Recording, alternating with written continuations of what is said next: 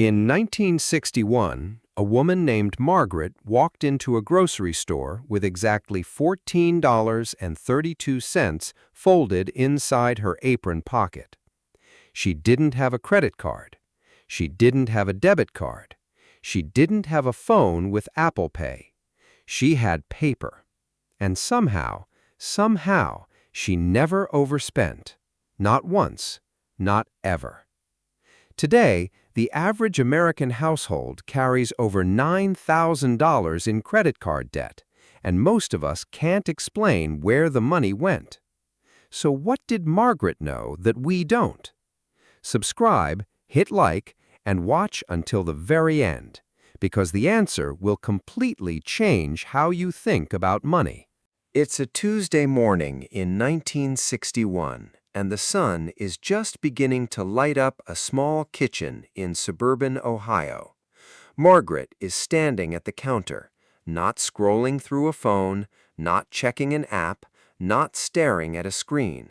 She is counting paper. $1, $5, $10. She is sorting crisp bills into small, neat piles on the kitchen table, the way a surgeon lays out instruments before an operation, deliberately, carefully, with total awareness. Each pile has a purpose. Each pile has a name: groceries, gas, school supplies, doctor. The envelopes are old and reused, their corners soft from handling.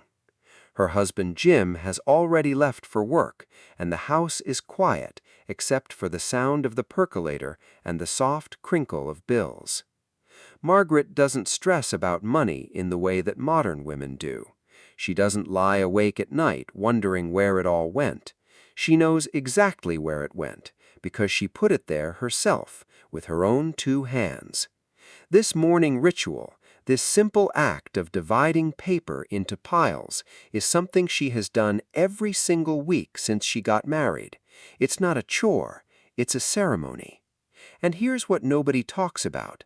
This ceremony is the reason families like Margaret's quietly built more wealth in one generation than many families do today, with all their apps, accounts, and automatic transfers. Stay with me, because we're about to find out exactly why. Fast forward 60 years and meet Lisa. Lisa is 38, lives in Nashville, Tennessee, works part-time as a dental hygienist, and by every measurable standard should be doing fine financially. She earns a decent income, her house isn't enormous, her car isn't fancy, but somehow every month Lisa finds herself staring at her bank account on the 15th, wondering how her paycheck already feels so thin. She uses 3 different budgeting apps. She has alerts set up on her phone. She watches financial TikToks at midnight and feels motivated for about 45 minutes before falling asleep. And yet, the money keeps disappearing. Lisa is not careless. Lisa is not irresponsible. Lisa is simply operating in a system designed to make spending invisible, painless, and nearly unconscious. One tap, one click, one swipe. The purchase is made before the brain even has time to register discomfort. Researchers call this the pain of paying, and studies show that when payment is physical, when you hand over actual paper money, the emotional pain of spending is measurably higher. That pain is not a bug, it's a feature. It's your brain's natural spending alarm system. And in 1961, that alarm was always on because Margaret never turned it off. She never could turn it off because the cash in her hand was real, finite, and gone the moment she spent it. There was no invisible backup account humming quietly in the background. When the money was gone, it was gone. And that simple, uncomfortable truth changed everything. Let's go back to Margaret, because what she was doing was not just practical, it was psychologically brilliant in ways that scientists didn't fully understand until decades later. When Margaret held $14 in her hand, she felt $14. She could physically sense the weight of it, the texture of it, the reality of it. She knew that once those bills left her hand, they were not coming back. This is called the endowment effect, the psychological phenomenon where we place higher value on things we physically possess. When money lives inside a phone or a card, it doesn't feel like yours in the same way. It's abstract. It's a number on a screen. It has no texture, no weight, no warmth. But paper money feels like something. Margaret felt every purchase she made, not because she was anxious, but because her financial system was built on physical reality. She couldn't buy something she didn't have money for, because the money was right there in her hand, and when it was gone, it was simply gone. There was no overdraft protection to quietly catch her. There was no credit line offering a soft cushion of borrowed comfort. She had what she had, and she spent what she had, and not a single penny more. This sounds simple. It sounds almost too simple. But the reason it worked, the real reason, is that it removed an entire category of financial mistake that we make today without even realizing it. It removed the possibility of spending money she hadn't yet emotionally processed as real. Now, here's where it gets fascinating, and maybe a little uncomfortable. Think about the last time you used your credit card or tapped your phone to pay for something. Do you remember exactly how much you spent? Do you remember the feeling of handing that money over? For most of us, the answer is no. We know the transaction happened, we have a receipt somewhere, the app will remind us later, but in the moment, nothing. No feeling, no real awareness, just a tap, a beep, and done. Compare that to the experience of handing over a $20 bill for a $17 item and waiting for $3 in change. You remember that.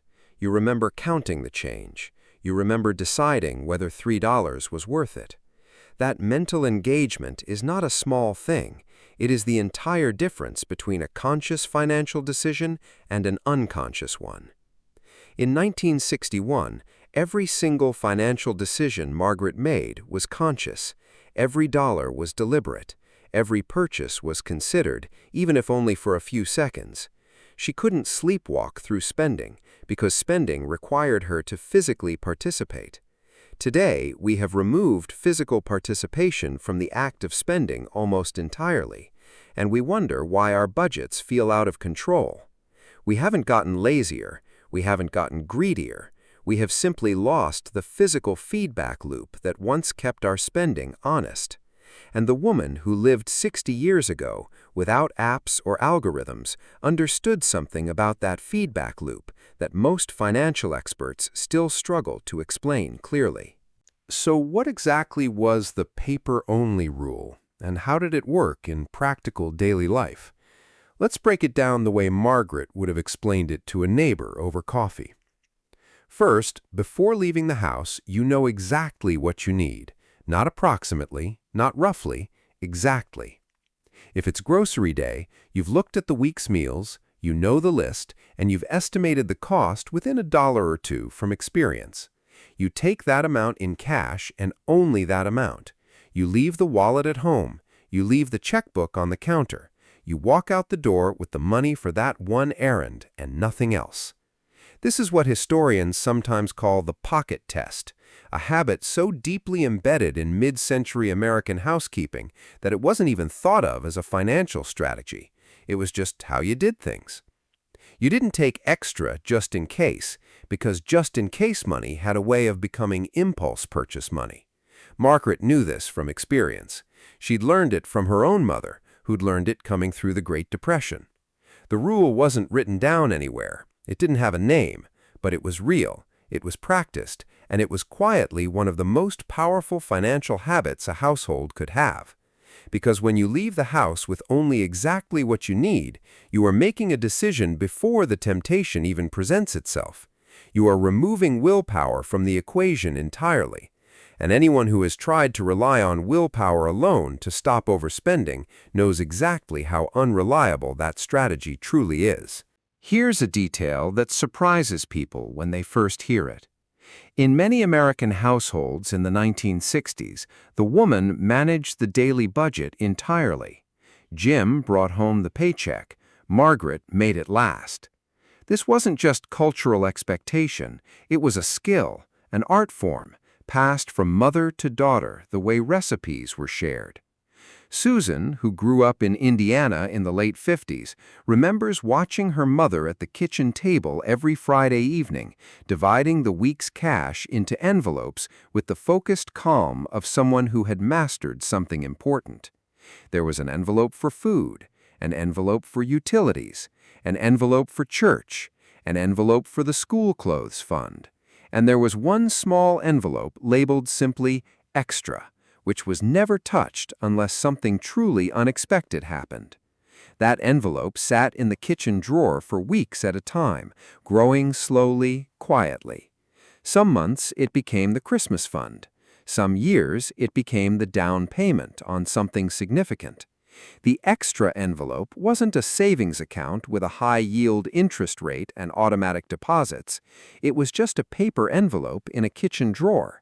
But it represented something that most of us have lost, the experience of watching money accumulate physically, visibly, in your own home. When Susan eventually went to college and got her first checkbook, she was shocked to discover how different it felt, how abstract and disconnected from reality the numbers on a page seemed compared to the envelopes she had watched her whole childhood. She didn't trust those numbers the way she trusted paper. And she wasn't wrong to feel that way. Let's talk about what happened when the money ran out, because this is the part of the 1961 story that makes modern Americans genuinely uncomfortable. When Margaret's grocery envelope was empty and she still had 3 items on her list, she put those 3 items back. She didn't charge them. She didn't pull out a backup card. She didn't tell herself she'd pay it off next month. She put the items back on the shelf and walked out of the store. This is almost unimaginable to many of us today. We have been so thoroughly surrounded by the idea that credit is a normal, healthy part of financial life that the idea of simply stopping when cash runs out feels extreme, almost radical. But Margaret didn't experience it as deprivation. She experienced it as accuracy. The money told her what was possible, and she listened. And here's the crucial psychological insight. Because Margaret's spending had a hard physical limit, she never experienced the slow-building anxiety of wondering how much she'd overspent. There was no ambiguity. There was no "I think I'm okay" uncertainty. She always knew exactly where she stood because the paper in her hand told her with perfect clarity. Modern financial anxiety is largely an anxiety of ambiguity, of not quite knowing, of vague unease, of checking the account and feeling surprised by what you find. Margaret was never surprised, and the absence of that surprise was itself a form of peace, a quiet, steady financial confidence that didn't require an app, a spreadsheet, or a financial advisor to maintain. Now, you might be thinking, okay, this sounds nice for 1961, but I can't exactly go back to cash-only living in a world of online bills, automatic payments, and digital everything. And that's a fair point. This isn't about pretending the last 6 decades didn't happen. But here's what's interesting. The core psychological principle of the paper-only method doesn't require you to live without a bank account. It requires you to reintroduce physical awareness into your spending. And there are very specific, very practical ways to do exactly that in 2024. Start with one category, just one. Pick the area where your spending feels most out of control. Maybe it's dining out, maybe it's clothing, maybe it's miscellaneous stuff that piles up in your Amazon cart. Take that category's monthly budget out in cash at the beginning of the month, put it in an envelope, yes, an actual envelope, and put the envelope somewhere you can see it, not hidden, visible. When you want to spend in that category, you go to the envelope, you take the cash out, you feel it leave your hand. You come home and you can see exactly what's left. This one shift, just this one shift, has been shown in behavioral finance studies to reduce spending in targeted categories by anywhere from 15 to 30%, not because people try harder, but because visibility and physical sensation change the decision-making process at a neurological level. Margaret didn't need a study to tell her that. She could feel it working every single week. There's a woman named Patricia who tried a version of this experiment after hearing about it from her sister. Patricia is 44, lives outside of Denver, has 2 teenagers, and had been struggling with what she described as mystery spending, money that left her account and she genuinely couldn't account for. She wasn't buying luxury items, she wasn't gambling, she was just spending. A little here, a little there, a coffee and a Target run and a gas station snack, and before she knew it, $200 had quietly evaporated with nothing visible to show for it.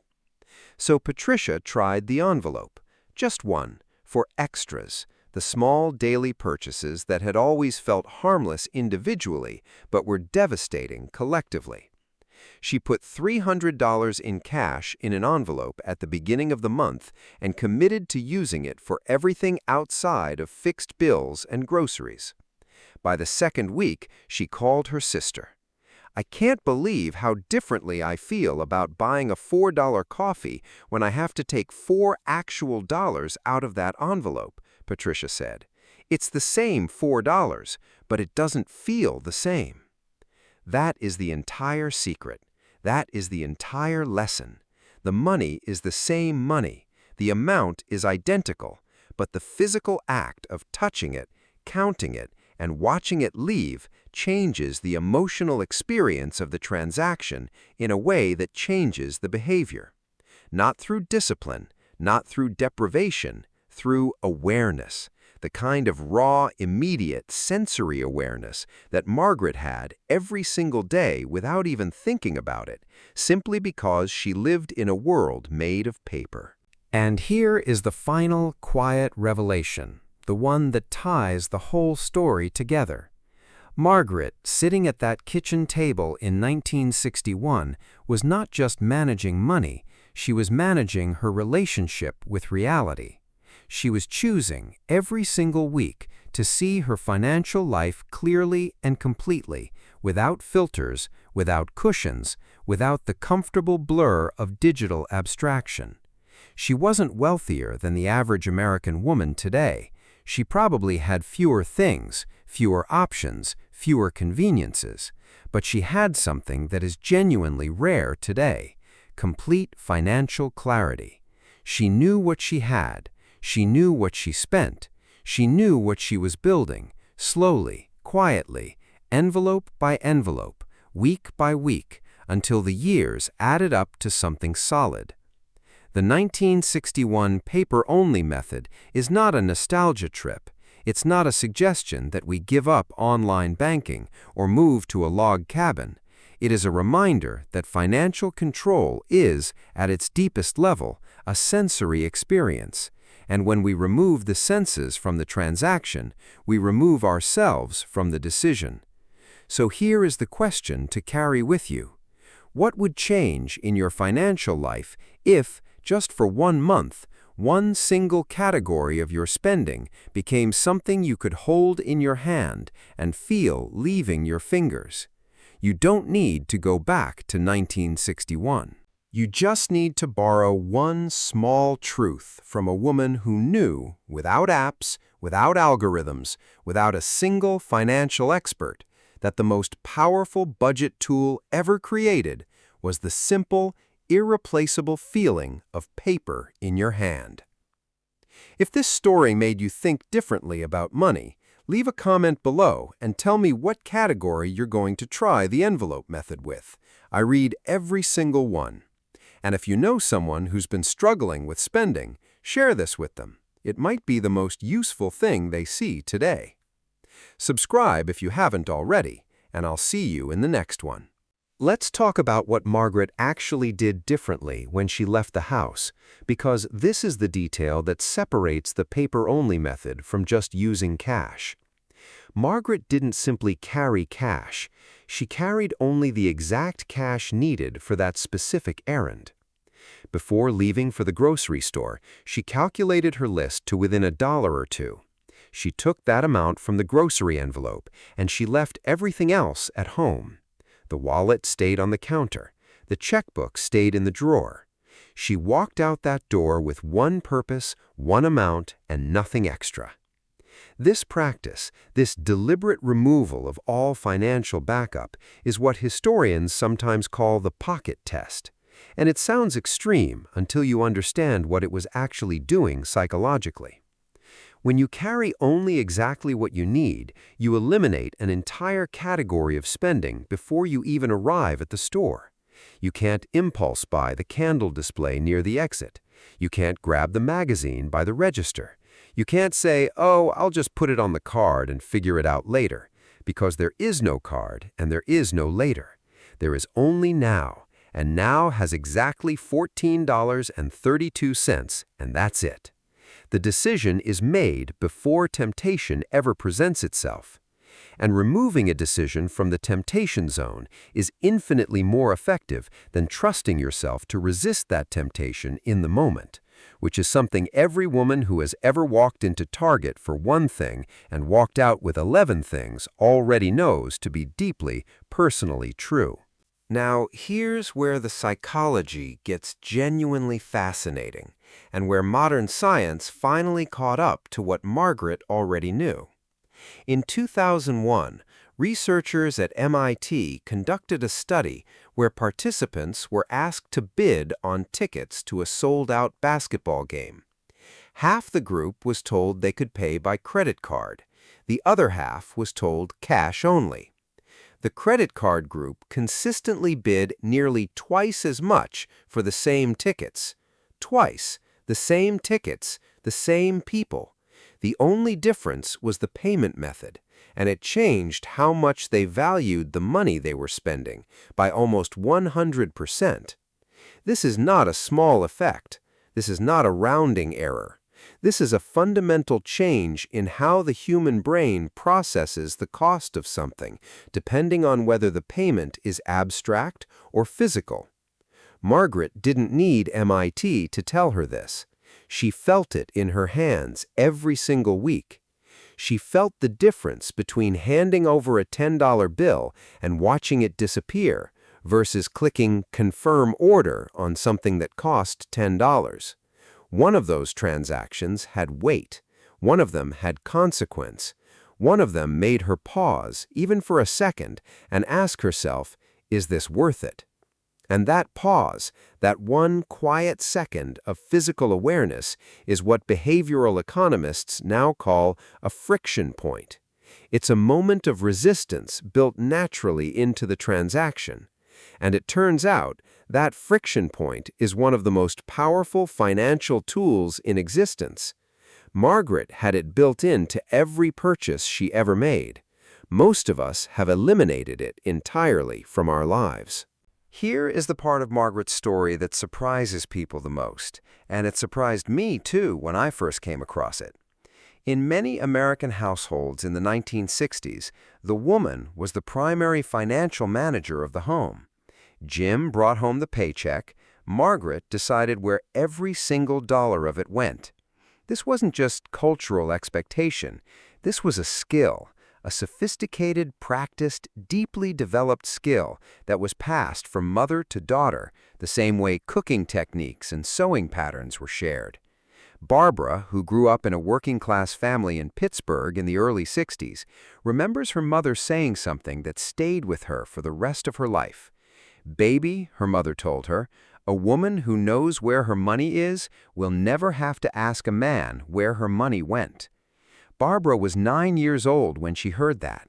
She didn't fully understand it then, but by the time she had her own household, her own envelopes, her own kitchen table ritual on Friday evenings, she understood it completely.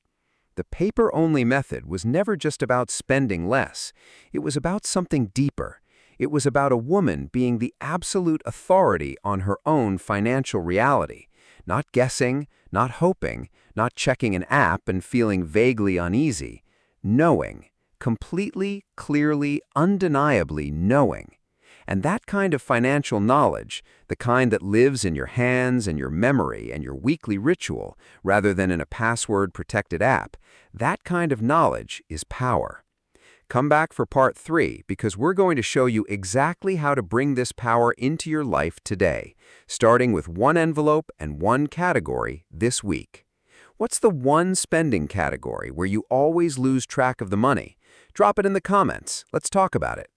If this story hit home for you, subscribe so you don't miss the next video, and share it with a friend who could use a little financial clarity today.